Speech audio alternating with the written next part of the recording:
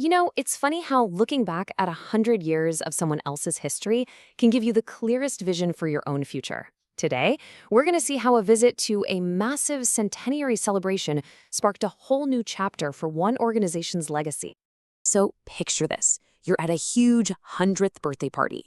It's at this incredible historic abbey, and suddenly the sky just opens up and starts pouring rain. But as you can see from this quote, not even a downpour could spoil the mood. It's just the perfect way to think about resilience and celebration, and it really sets the stage for what was a truly inspiring day. So this big event was the 100th birthday of the Chartered Association of Building Engineers. You probably know them as Cabe. It was held at the absolutely stunning Stanbrook Abbey in Worcester, and this was way more than just a party. It turned out to be a real moment of reflection for everyone there, especially for the folks from the RPSA who attended. And the day itself? Oh, it was filled with all these amazing little details.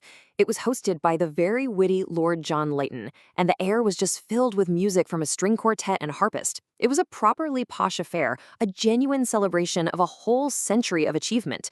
I mean, they even had artists drawing caricatures. Just a really fun, personal touch on such a historic day. But right in the middle of all the celebration in history, one single moment became a huge catalyst for the RPSA. It was a simple gesture of recognition, really, but it planted the seed for a major new idea. It just goes to show how inspiration can strike when you least expect it. So what was that key moment? Well, it was the presentation of honorary fellowships. Two really distinguished professionals, Hannah Clark and Jill Hancock, were recognized for their incredible contributions to building safety and professional development.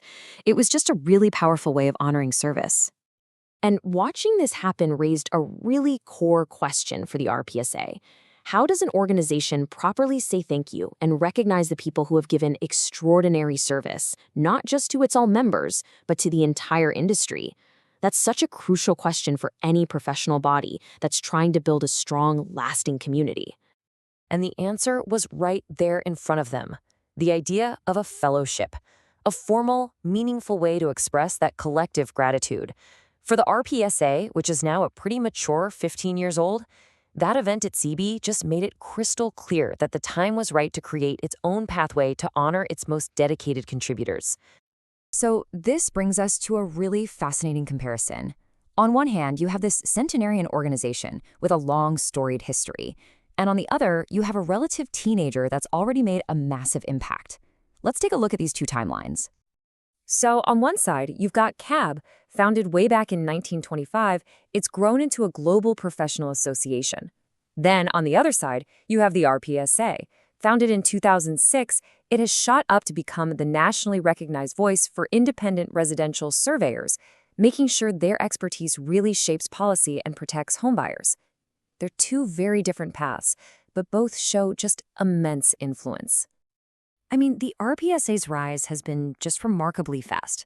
After incorporating in 2006, they formally adopted their mission in 2011, which was a huge turning point that really focused their efforts. And since then, their journey has been all about crucial collaborations, proving that influence isn't just about going it alone.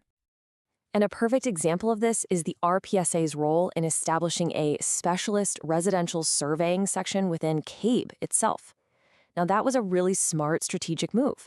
It gave the younger organization a ton of credibility and a powerful platform, while showing that even the teenager on the scene can lead and shape the industry. So, inspired by the past, the RPSA is now laser-focused on the future. And we're not just talking about hoping for the best here.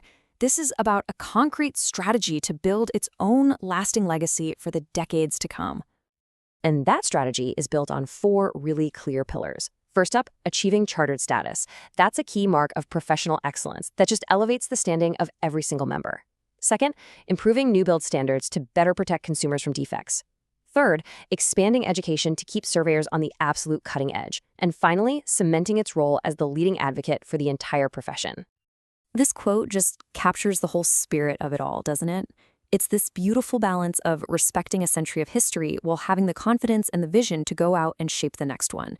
It's not about comparing, it's about being inspired to build something with equal pride and ambition. A legacy is built one decade at a time. With such a clear vision and a foundation of impactful work already in place, the question isn't if the Archia Paisasara will build its own lasting legacy. It's what, exactly, will that incredible next chapter hold?